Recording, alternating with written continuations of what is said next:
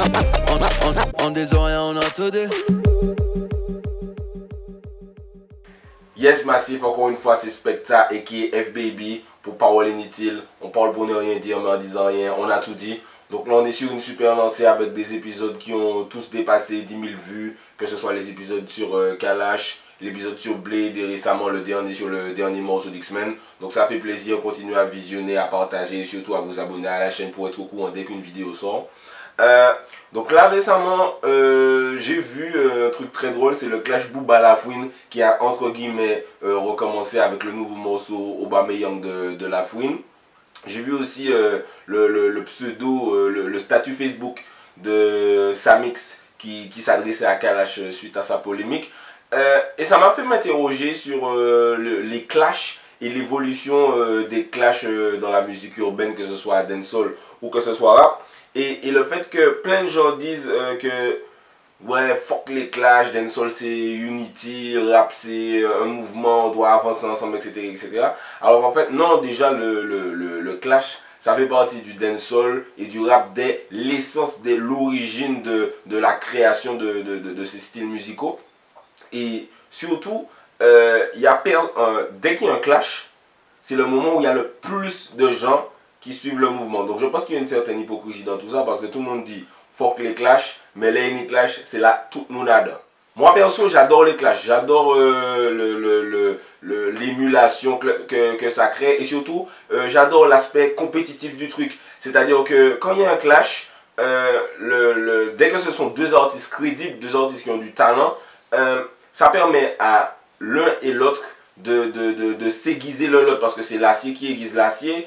Et ça donne un aspect compétitif au mouvement que justement on perd de plus en plus. Et je pense que c'est pour ça que les artistes sont un peu plus confortables, un peu plus à l'aise. Donc ils ne ressentent pas le besoin de faire mieux. Et je pense que c'est ce que les clashs ou l'ambiance un peu compétitive du game ramenait. C'est le fait de ok, je veux faire mieux que Missier. Je veux toujours faire mieux que Missier. Donc si tu veux faire mieux que Missier, tu dois toujours faire mieux que ce que toi tu faisais. Et à force de faire mieux, forcément ça augmente le niveau du game. Donc par rapport à ça, je me suis interrogé, déjà j'ai commencé à repenser à tous les clashs que j'ai pu suivre depuis que je suis le game. Donc deux trucs que je vais faire. Premièrement, je vais faire une série sur sur tous les clashs, que ce soit rap, dancehall, reggae, je crois pas qu'il y ait trop de clash dedans, mais que ce soit en Amérique, en Martinique, en Guadeloupe, en France. Donc ce que vous allez faire, vous allez me dire de quel clash sur quel clash vous avez envie d'échanger et surtout sur quel clash vous voulez savoir qui a vraiment gagné. Parce que souvent on parle des clashs mais on ne sait pas qui a vraiment gagné les clashs. Donc j'ai vraiment envie de discuter avec vous à ce sujet sur la série qui a gagné qui. Donc n'hésitez pas à me dire quel clash dans les commentaires, dans les snaps, sur Twitter, etc. De quel clash vous voulez parler et on y va. Mais avant ça, on va faire un truc, on va essayer de mettre en place des statistiques entre guillemets pour savoir qui a gagné un clash. Comment savoir qui a gagné un clash? On va faire un peu comme dans mon classement des meilleurs rappeurs que vous pouvez aller voir qui était un peu plus tôt dans ma chaîne.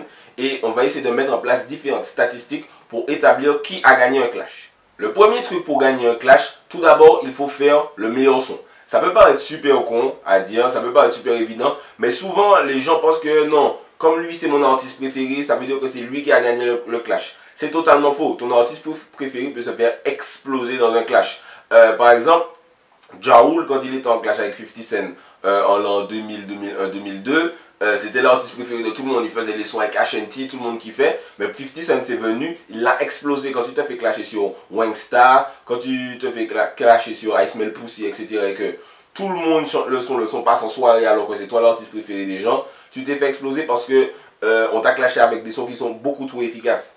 Un autre exemple, quand Rotemsi clashait Serim, moi je connaissais pas Serim, mais Rotemsi quand il a sorti son son Manier la rime, lui-même c'est Serim, et qu'il a commencé à dire c'est pas parce que de moi tu as le poster qu'il faut croire que je suis ton beau-père. Là, quand il a commencé à chanter ça, j'étais au collège, le son il passait dans tous les petits zouks où on allait. C'est évident que Serim, c'était un peu dur de faire un comeback après ça. Big up Serim, big up Rotemsi, tu vois, je check bien les deux. Mais franchement, quand tu as ce genre de son qui t'attaque pendant un clash, tu peux te dire que franchement, ça va être dur de riposter. La deuxième chose pour être sûr de vraiment gagner un clash, c'est avoir des dossiers factuels. Le truc le plus nul que tu peux faire dans un clash, c'est dire ou c'est un Makoumé, ou c'est un Samboy, nanana, parce que au final, ça veut rien dire et tu peux dire ça de n'importe qui et c'est pas super personnel, ça ne touche pas la personne de dire ça. Par exemple, Kérosène, dans son clash avec Seik, il a fait des sons qui étaient super bien écrits, mais quand tu dis un gars où c'est connard, morpion, macaque, clownerie, andouille, bouffon, pour raconter conneries. Ça c'est connard, morpion, macaque, clownerie, andouille, bouffon, pour raconter conneries, peut-être une fion pour s'y clater, c'est conneries. Au final, tu vois, quand on l'écoute, ça sonne bien, mais quand c'est qu'il entend ça, il se dit pas, oh putain, il m'a dit ça, je suis triste. Tu vois, c'est un truc que tu peux dire même à tes potos, ou c'est un connard, ou c'est un bouffon, etc. Ça veut rien dire de super précis. Par contre, quand Jay-Z dans son clash avec Nas lui dit, yo, j'ai couché avec ta meuf dans la Jeep que tu lui as acheté et j'ai laissé des capotes sur le siège enfant qui a dans ta voiture, là tu peux être sûr que c'est game over. Enfin, on dit souvent que c'est Nas qui a gagné le clash, moi je trouve que c'est Jay-Z qui a gagné le clash pour plein de raisons. Mais celle-là, c'est l'une des plus grosses raisons selon moi. Pareil, quand Tupac a dit à Biggie, you claim to be a player but I fucked your wife. C'est-à-dire, tu dis que tu es un acteur, mais j'ai soulevé ta meuf. Et que derrière ça, il y a une photo de Tupac avec Faith Evans, où elle est en mode un peu chirée, un peu langoureuse sur la photo. Ah, ça fait mal. Et c'est pour ça qu'on se souvient de ces clashs-là et qu'on dit que ces clashs-là ont fait très mal. C'était super factuel. Un autre truc qu'il ne faut pas oublier pour gagner un clash, c'est qu'il faut avoir une raison valable pour entamer un clash. Parce que ça donne un schéma narratif que les fans et que toi, tu peux utiliser pour dire que tu es légitime dans ton clash. Par exemple, quand Rof va à Skyrock et qu'il appelle Lafouine et qu'il appelle Booba Zoulette, tu vois, ils se détestent depuis super longtemps, mais c'était un baffait, on ne savait pas vraiment comment, on ne savait pas vraiment pourquoi. Mais quand tu vas à Skyrock et que tu dis à Booba, ouais, je suis pas l'autre Zoulette de Booba à Fred de Sky, sans aucune raison, parce que Booba ne t'a rien fait sur le moment, tu es obligé de perdre après. C'est des ragots ça, moi je suis pas l'autre Zoulette de Booba, moi je vais pas faire des chansons sur toi, moi je t'ai dit je suis pas une racaille. Parce que tu passes pour un haters de base, tu vas perdre parce que tu n'as pas vraiment de raison, c'est toi qui est le jaloux entre guillemets dans la situation aux yeux du public. Même si c'est peut-être faux, même si Booba t'a peut-être fait un truc dans les coulisses, on ne sait pas et tu n'as jamais expliqué. Donc là c'est super compliqué pour lui. Pareil pour Lafouine, quand il est arrivé dans le clash, c'était le clash of Booba. Et il est arrivé, t'as l'impression qu'il avait envie de se mélanger au clash. Il a lancé un lyrics dans Panam Boss. Tout le monde a dit que c'était pour Booba. Il a dit non, non, c'était pas pour Booba, c'était pour les gars de Sniper. Les gars de Sniper ont dit que c'était pas pour eux. Ensuite, il a tweeté un truc. J'ai déjà chié là où ils ont même pas encore mangé. Et en parlant de refait de Booba, là encore, il essaie de se mélanger. Donc tout le monde l'a regardé en mode qu'est-ce que tu fais, frère? Pourquoi tu te mélanges au clash? Et au final, de toute façon, ça n'aurait pas joué en sa faveur. Et j'ai oublié de parler de Lafouine dans l'épisode, dans le critère dossier factuel. Mais même s'il a donné des trucs sûrement factuels sur Booba, ça n'a pas collé. Mais quand Booba dit Lafouine c'est un pointeur, jusqu'à maintenant on dit que Lafouine c'est un pointeur. Ça va le poursuivre toute sa carrière, toute la fin de sa carrière. Donc les dossiers factuels sont très importants. Et surtout, la raison pour laquelle entamer un clash c'est très important. Parce que Kérosène, je reviens sur Kérosène, quand il a commencé le clash Seik Samix, il a dit que c'est parce qu'ils avaient volé un freestyle à lui et qu'ils étaient allés le chanter sur Énergie et machin, que c'est pour ça qu'il dit Waketa là maintenant. Le problème de cette situation, c'est que personne n'a jamais entendu le lyrics, personne n'a jamais entendu le freestyle Énergie, on ne sait pas du tout de quoi il parle. Et faire un clash aussi véhément, aussi oh mon Dieu, ils ont volé mon lyrics pendant un an pour un lyrics qu'on n'a jamais entendu. Tu vois, si on se pose et qu'on y réfléchit, c'est pas vraiment une raison assez importante pour faire un clash. Dans la game, je personnellement Kérosène parce que en 2002, il y a un freestyle avec eux et qu'on s'y mène après, je t'ai chanté sur mon Énergie. Moi, je suis d'accord qu'il y a un fuck you. En temps là, ça y a pas été Genesis, en temps là, il y avait Seik, Samix, Oxen. Pour faire un clash, par exemple, faut que, par exemple, quand MC Jean Gabin a attaqué Kerry James, là il avait une raison de faire le clash. Quand Rof appelle Booba Zoulette, là il donne une légitimité à Booba pour faire Milan AC. Le gars, tu m'as insulté à la radio, je suis obligé de te répondre. Donc là, il a une légitimité, là, il a une raison. Et c'est pour ça que souvent le public prend pour eux dans les clashs. Un dernier exemple, quand Apache clash Pai, il n'a aucune raison de le faire. Il dit juste que Pai ne rend pas hommage aux anciennes générations. Ce qui est faux. Pai, c'est l'un des gars qui dit tout le temps big up les anciens, big up les anciens, big up les anciens. On est en 2017, Pai dit toujours big up les anciens. Mais par contre, il a donné une raison à Pai de lui répondre dans l'école des flammes. Et Pai l'a explosé. Non seulement il l'a explosé, mais en plus, après, même s'il ne l'avait pas explosé, il a raison de toute façon. Donc on va toujours dire que c'est lui qui a gagné. Il faut aussi connaître sa place dans le game quand on se lance dans un clash. Quand Daddy Mori a clashé Kalash, franchement, Daddy Mori c'est une légende. Ce qu'il a fait dans Raga Sonic, ce qu'il a fait en solo, moi je l'ai vu en première partie du concert de Booba, je crois que c'était en 2006. Légende, il n'y a aucune question à se poser derrière ça. Mais quand il a clashé Booba, sa place dans le game c'était qu'il était un peu... tu vois, sa carrière est un peu finie, les gens ne le suivent plus énormément, même s'il a toujours son respect dans le game, il peut toujours faire des concerts. Mais quand il clash Kalash sort de Bendo, Kalash va sortir au Chaos, donc c'est pas le moment de clasher Kalash. Et donc Kalash n'a même pas eu à répondre parce que il y a eu un contre-coup du clash de Daddy Mori qui fait qu'il a perdu quasiment tout seul. Et ça c'est très important, connaître sa place dans le game. Quand Meek Mill clash Drake, yo, qu'est-ce que tu fais? Tu es moins fort que lui, tu as moins de fans que lui, tes albums vendent moins, et quand je dis tu es moins fort, déjà tu as moins de lyrics. Et quand Drake lui a répondu avec Back to Back, c'était fini, tout de suite c'était fini parce que tu connaissais pas ta place dans le game. Même si Drake avait fait un moins bon clash, il aurait quand même gagné. Il faut connaître sa place dans le game. Pareil pour Apache dont je parlais, Apache contre Pai. Apache, il a jamais vraiment été connu, on connaissait un peu ses sons. J'arrive même pas à en citer un là, mais je sais que il y a des sons de la page qui tournaient bien à un certain moment, il était sur les compiles, etc.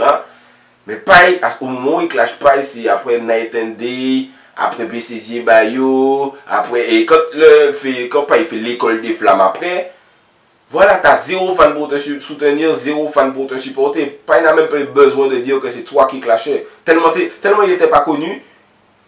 Pai a eu envie de lui répondre parce que voilà, je pense que c'est l'honneur de l'homme, frère, tu me clashes, je te réponds. Mais on savait même pas de qui il parlait, moi je sais de qui il parlait, mais il y a plein de gens qui pensaient que Pai parlait de Chris, je vois c'est écrit sur YouTube tout le temps, alors que non. Donc pourquoi? Parce que Apache était inconnu, il aurait jamais dû clasher Pai à ce moment-là. Même, je prends une histoire par rapport à moi, quand Plin m'a clashé en 2011, j'ai énormément regretté de ne pas lui avoir répondu, dans le sens où ça aurait été historique, ça aurait vraiment marqué un truc. Ouais, tu te souviens quand Spectre a répondu à Plin, etc. Mais il y a des gens que je respecte beaucoup qui m'ont dit, ouais, non, on lui répond pas, calme le jeu, etc. Donc au final, on s'est plus parlé après ça et on a réglé le truc. Mais effectivement, je lui ai répondu, même si, tu vois, on sait pas. Moi, je suis un gars, j'écris, je suis très sur les textes, très sur les délires comme ça. Et peut-être que je l'aurais découpé en modèle, mais ça n'aurait peut-être pas fonctionné parce que c'est Plin, c'est une légende dans le game. On aurait dit, ouais, c'est qui ce petit gars là qui vient d'arriver, qui ose répondre à Plin. Donc ça aurait peut-être pas marché. C'est pour ça qu'il faut connaître sa place dans le game. Au-delà de ça, celui qui a la meilleure carrière après le clash, c'est lui aussi qu'on peut dire qui a gagné le clash. Pourquoi? Booba Lafouine Rof, au moment où Lafouine sur Autopsy Volume 5, au moment où on sort Wesh Roulette, je vois plein de tweets comme quoi, ah, ils ont terminé Booba, c'est fini, nanani nanana. Mais moi, comme j'ai toujours tous ces critères-là en tête que je viens de vous citer, je me dis tout de suite, les gars, ça va pas fonctionner, ça va pas suffire pour détruire Booba. Et quand tu regardes, la carrière de Rof a plongé, la carrière de Lafouine a plongé, et la carrière de Booba n'a fait qu'augmenter depuis ça. C'est pour ça que Booba il peut toujours se vanter, ouais je les ai éteints, j'ai gagné le clash, j'étais à 1 contre 2, je les ai éteints. Tu vois, même Jay-Z contre Nas, tout le monde dit que Nas a gagné grâce à Ether, mais il faut pas oublier que Takeover de Jay-Z est un super bon son, et que Jay-Z après a eu beaucoup plus de succès que Nas, et a même signé Nas sur son label. Tu vois, c'est devenu le patron de Nas. Ça c'est le boss move comme jamais. Donc celui qui a la meilleure carrière après, c'est celui qu'on peut dire qui a gagné le clash le plus souvent. Le plus souvent, c'est ce qui arrive. Quand tu as une carrière qui décolle après et que celle de ton adversaire plonge un peu, il n'y a pas vraiment de secret. Et un dernier secret pour remporter un clash, ne jamais aller sur les réseaux sociaux pour enclencher ou répondre à un clash. Mauvaise idée. Meek Mill a perdu comme ça. Meek Mill a perdu parce que il a attaqué Drake sur Twitter. Et Drake, comme il est très malin, il a dit ah, ok, bouge pas. Il est resté, il a attendu 2-3 jours, boum, réponse. Tout le monde était ah, putain. Justement, là, il laisse les réseaux sociaux parler pour lui. Il n'a même pas trop parlé sur les réseaux sociaux. Il l'a défoncé avec. Alors d'abord, il a fait Charged Up. Il a vu que Meek Mill ne répondait pas. Boum! Il a sorti un deuxième clash avant même que Meek Mill réponde avec Back to Back. Et ça, c'est l'un des trucs les plus géniaux que j'ai jamais vu. Niveau tactique de clash, Drake l'a explosé. C'est pour ça que le clash Booba, la Fouine, Wolf, ils sont, même si Booba est sorti un peu gagnant, ils sont tous un peu perdants parce qu'ils se sont énormément ridiculisés sur Instagram, sur Twitter, etc. Et ils auraient pu se passer de ça. Je pense que c'est ce qui a un peu gâché l'historique du clash. Parce qu'en vrai, vous imaginez si Kerosen avait tweeté Psych, vous imaginez si Jay-Z avait Instagrammé Nas, tu vois, ça aurait perdu de sa splendeur. Et à un moment, il y a eu un début d'hostilité entre Taiji, qui est mon poteau, et Mr. SM du Troucha Gang. Et quand je voyais ça sur Facebook, je me suis dit, ah, ça va partir en clash, ça va être super intéressant parce que j'aime beaucoup les clashs de Taiji. Et je trouve que Mr. SM, il apporte vraiment un truc au game. Mais en fait, ils ont déjà tellement lâché leur animosité sur les réseaux sociaux qu'ils n'ont plus rien à dire en musique. Donc, il y a peut-être qu'ils se sont réconciliés entre temps, c'est possible aussi. Mais il n'y a jamais de clash qui était sorti. J'étais en mode, ah, putain, on a raté un super clash. Et pareil, je vais prendre mon exemple. Il y a plein de chanteurs qui ont des trucs contre moi. Ouais, Fox Specta, nanana. Mais qu'est-ce que les gars font? Ils tweetent, ils mettent des statuts sur Facebook, ils laissent des commentaires sur des statuts Facebook négatifs sur moi, ou encore pire, le truc le plus fuck up, ils like des commentaires de gens qui parlent mal de moi. Yo, c'est pas comme ça qu'on gagne un clash, les gars, c'est pas comme ça qu'on fait des clashs historiques. Moi, j'aime les clashs historiques, j'aime les clashs entre bons artistes qui montrent vraiment ok, c'est qui le meilleur, et surtout les clashs qui ne dérapent pas dans le physique. Après, un autre truc qui m'a gêné dans le clash Booba La Fouine, c'est que voilà, les gars sont allés se battre à Miami, c'est un peu ridicule. Rof qui est allé à la boutique de Booba pour se taper. Même les histoires qui ont un peu transpiré de Kerosen, Psych, Kerosen, Young Chang, etc. Ça m'a un peu gêné parce que pour moi, un clash, ça doit rester une joute lyricale. Dès que tu rentres dans le physique, dans la menace, dans tout ce qui est, c'est que tu as perdu. De base, c'est que tu sais que tu n'es pas assez fort pour répondre, donc on a fait menace. Donc voilà, c'est un peu ça mes critères pour savoir qui a remporté un clash. Donnez-moi un peu vos avis sur ces différents critères. N'hésitez pas, et surtout n'oubliez pas de me dire de quel clash vous voulez que je parle dans ma nouvelle série qui a gagné sur Parole Inutile. Je vais essayer d'en faire peut-être une par mois. S'il y a un peu de vide dans l'actualité, je vais en faire une.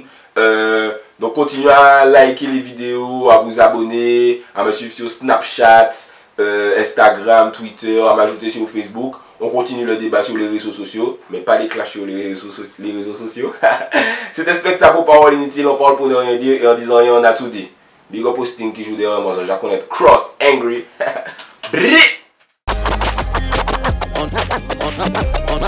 On des rien on a tout dit.